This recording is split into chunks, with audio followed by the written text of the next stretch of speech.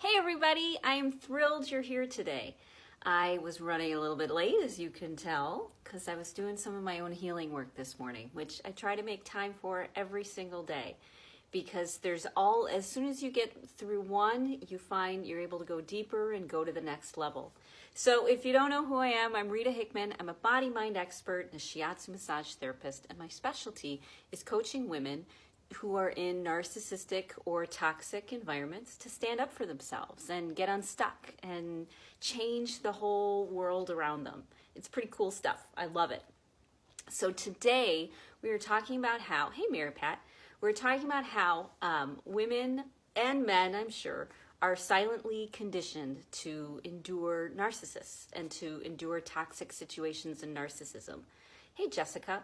So one of the things I was working on this morning was thinking about my Catholic roots, thinking about how my foundation, because I was raised Catholic, my foundation helped shape how I think and who I am and the choices that I make. And this foundation included a strong piece in Catholicism. I had a friend a while ago, this beautiful Jewish woman who mentioned how uncomfortable it was for her to walk into a Catholic church. And I asked her why. And she says, because when you walk into the Catholic church, one of the first things that you see is someone who's suffering on a cross, someone who's nailed up on a cross with thorns and nails and things like that in their side.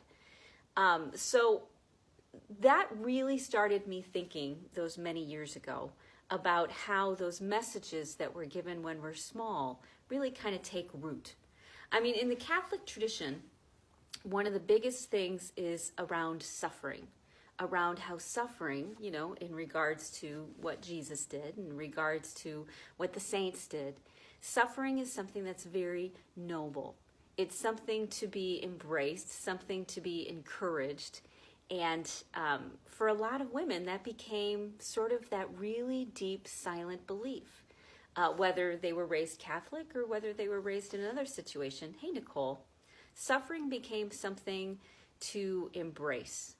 So I'm on the cusp of hiring a virtual assistant, and because I've gotten busy enough that I need a little bit of help. And this has been a really big struggle for me because to get help is an obstacle. It reminded me of when I was a kid. This was what I was kind of clearing and working on this morning.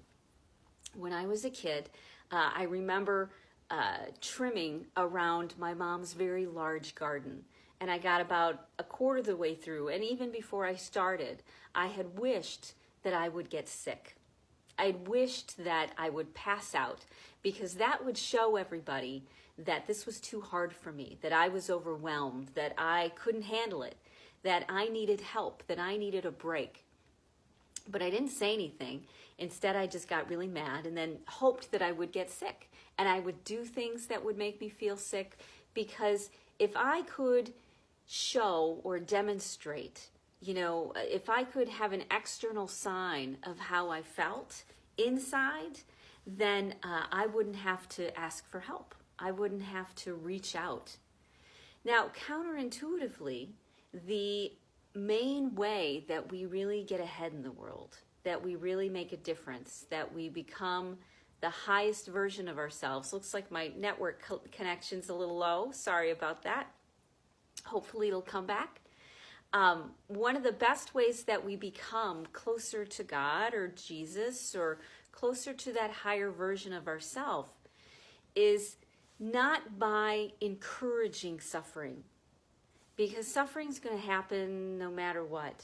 Suffering's going to sneak up on us when we least expect it. And so when we start to get overwhelmed and when we start to struggle, we don't have to suffer. Now, there are many incidents in my life where I remember these things. When I remember that when I was stressed out and when I was in pain and frustrated inside, but it didn't show outside, that I would make myself sick, that I would make things go wrong, that I would sabotage myself. I remember all those times throughout my life that I would do that because I thought that I didn't deserve to get help. I thought that my inner experience I had to deal with it on my own because somehow it would make me a better person. It would evolve me. It would, oh good, my connection's back. Somehow I thought that suffering would evolve me, would make me a better person, would help me be successful. And suffering does have its role. You know, I honestly believe that every emotion and every experience we have is important and necessary. Hey Karen, nice to see you. I really believe that everything, and Lauren's here too, nice, that everything that happens to us can be used to evolve us and move us forward. But the problem is suffering will happen when we, for big things like grief, like when we seriously are sick.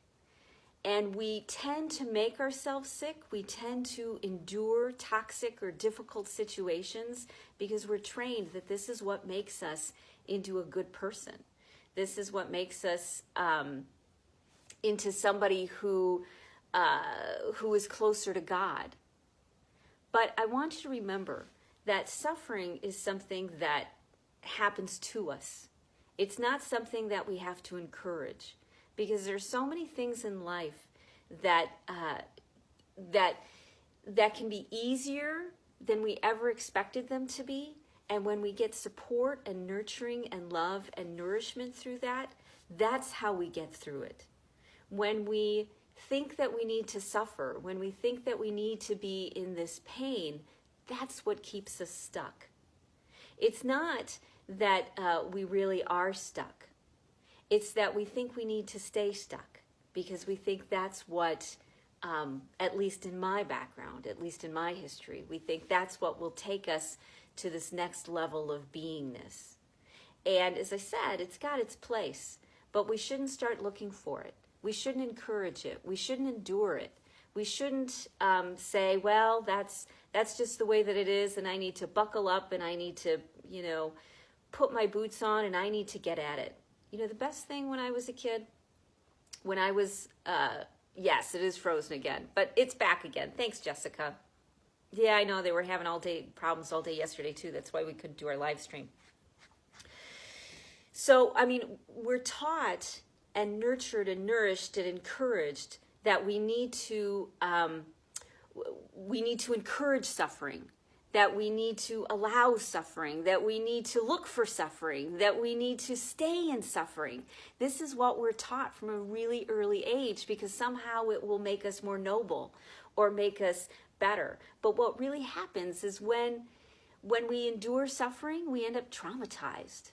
And the emotion of that and the pain of that keeps us stuck in these relationships and situations which aren't good for anybody. Because when you start to have compassion for people who are behaving in a toxic or narcissistic way, you realize that they feel just as stuck, and they think they need to stay stuck too. They think they need to be in this pain and be in this suffering. When we start to flip that switch and realize that's not really how we're supposed to live our life, we're not supposed to encourage all of this pain and all of this ickiness and toxicity around us. We're not supposed to endure it. We're not supposed to encourage it, and we're not supposed to encourage a narcissist to behave that way. Part of our job is to help the people around us learn how to have good relationships and how to have good social skills. And sometimes that looks like, walking out and slamming a door and driving away. Sometimes that's what it looks like because it makes that impact and says, you know what, this is unacceptable to me. This is my boundary. This is my line. But instead we're taught that we are good women, that we're good people when we allow that suffering to stay in our life, when we don't make those changes and those differences, and sometimes make those hard differences and hard changes to say, here's the boundary, here's the line. If you want to join me, then you need to change your behavior. If you want to be up here with me in this place of success and happiness and connection and community, then you need to raise up to me, not have me come down to you. But many of us, so many of us, including me, we bring ourselves down to other people's level. We let ourselves encourage that suffering that the other person has, instead of showing them they don't have to suffer. There's another way to do this. Now, I totally wish that when I was being raised, that when I was in pain and when I was struggling, that I had been taught, hey, Rita, you don't have to suffer. You don't have to put up with this. There are ways that you can get help. When I was working around that garden that I was talking about, if I had stopped and said, you know what, I feel overwhelmed right now. I think I'm going to go up to the house, get some water, take a break, tell my mom that this feels like too big of a project. And you know what? She could have then come down with me, or my dad even, or my sister, come down with me, and we could have done it together.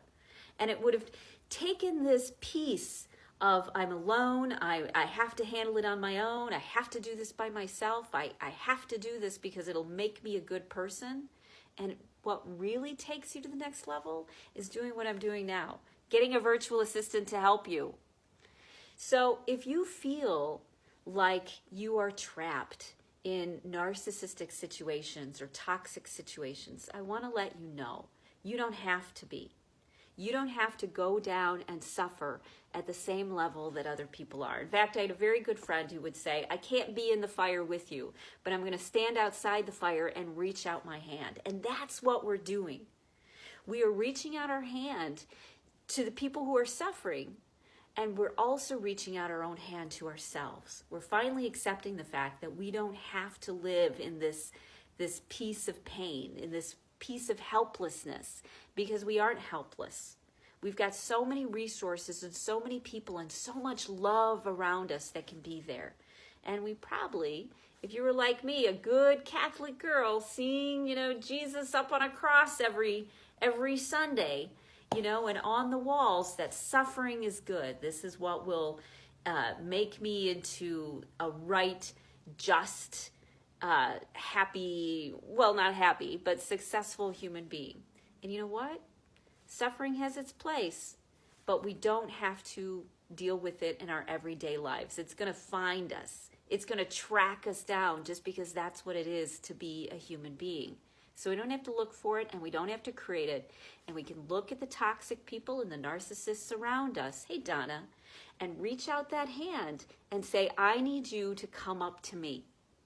If you want to have this deep, meaningful, successful, happy relationship, you need to come up and raise up to this level, because that's where these relationships exist.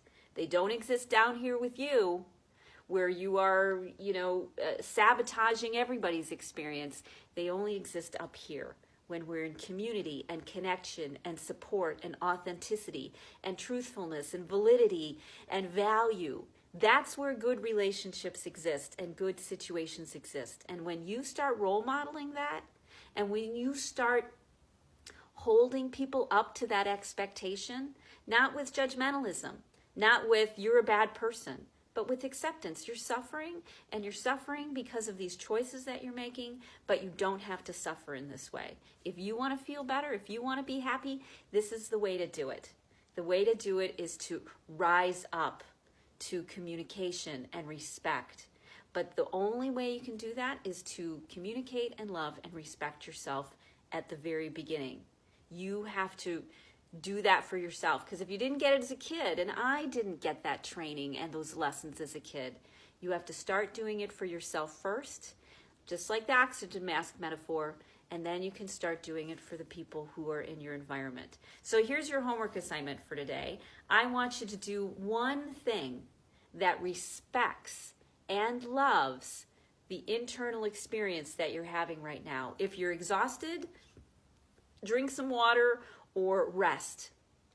If you're overwhelmed, ask someone to give you a hand or look for something that will assist you.